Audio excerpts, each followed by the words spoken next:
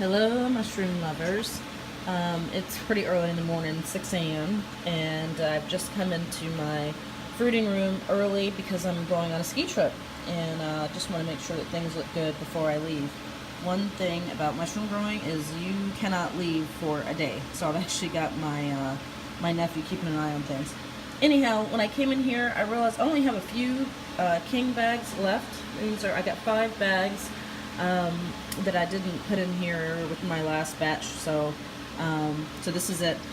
Anyway, I noticed that they were starting to pin underneath the bags, and like you can see some pins forming here, and obviously you can see the ones open. So I've already opened this bag, but I just wanted to show how I opened the other bags and kind of what to look for. So I'm going to set the camera down and show you what I do. Alright, so the first thing before I get started, number one, I have this little cart. I think I got it from IKEA for like 15 or 20 bucks at best.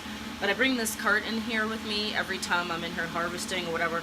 I really want a bigger cart. The problem with that is I have this lip by my front door, and I have to like literally lift any cart or whatever that I have up over this lip to get into this fruiting room tent.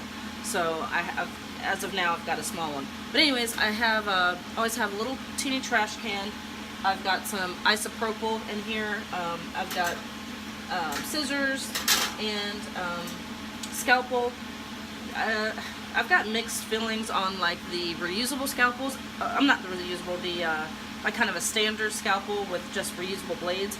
I personally prefer just the cheap, totally disposable blades. That's just, I don't like cutting myself, screwing around with getting the blade into, the better ones. So I just use those.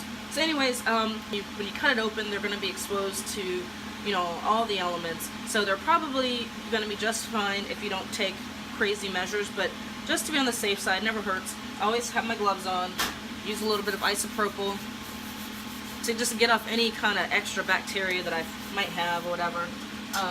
This came straight out of a sterilized bag, so I'm not going to worry about that. But then also my scissors, and I'm just going to run some isopropyl on that, just kind of wipe it off, and that's it. So basically, when I'm opening up the bag, just literally pull it open, and the last batch I did came up really good. I got like tons of poundage out of my last batch, so I'm just gonna do what worked for me last time. And this is the method that was taught to me by way more experienced growers than myself. So actually, what I first do, just to get it started, I cut a little farther down with my scalpel, like down the bag, just to get it going. And the goal here, again, everyone's going to have a different way of doing things, but what I was taught and what worked for me was to cut, maybe an inch below the substrate level. So I just put a hole there with the scalpel, and I'm just taking the scissors and actually just kind of going all the way around.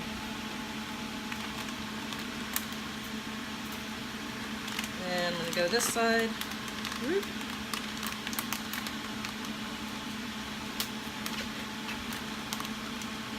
try to do it obviously careful so that you don't damage any pins that are forming.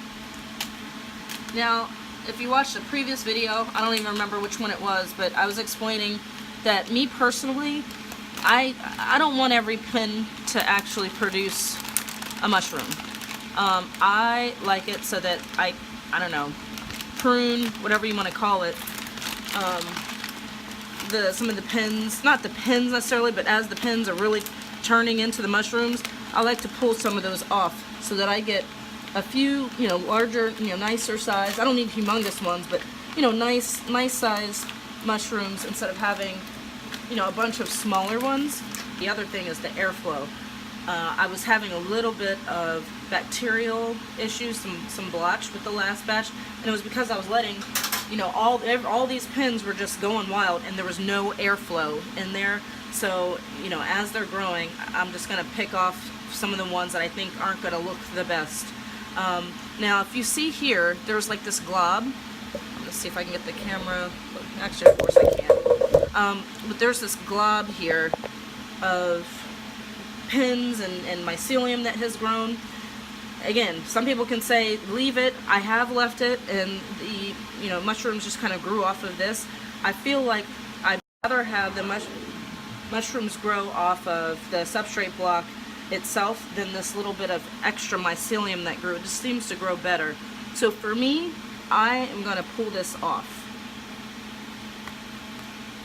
No right or wrong, that's just what I do. It's so weird for me to see like this big mushroom, or maybe not even so big, but to kind of growing off that way. They've been kind of deformed in what I've seen if they're just growing off a big clump. I'd rather them grow like this straight off the substrate. But you can see what I'm talking about, just this extra mycelium. This one here, you can see it was like facing that direction. It'll produce really good fruit, but I want them nice and uniform because I'm selling them to restaurants. So I want them as uniform as possible. So again, I'm just going to pull off a little bit of that. So there's plenty of pins here that, I'll have some mushrooms growing off of these blocks in different areas so that, again, there's airflow.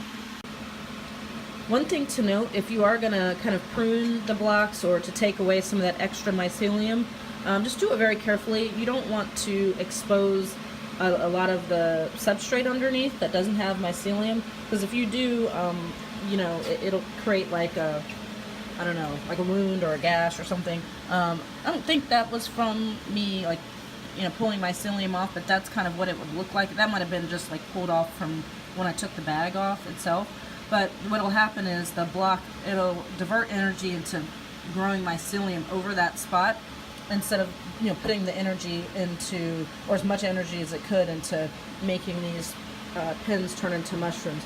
So that's why I want the most amount of energy going into several high quality, good sized king mushrooms instead of just having a whole bunch of little scraggly ones, because that's just going to be more sellable for me.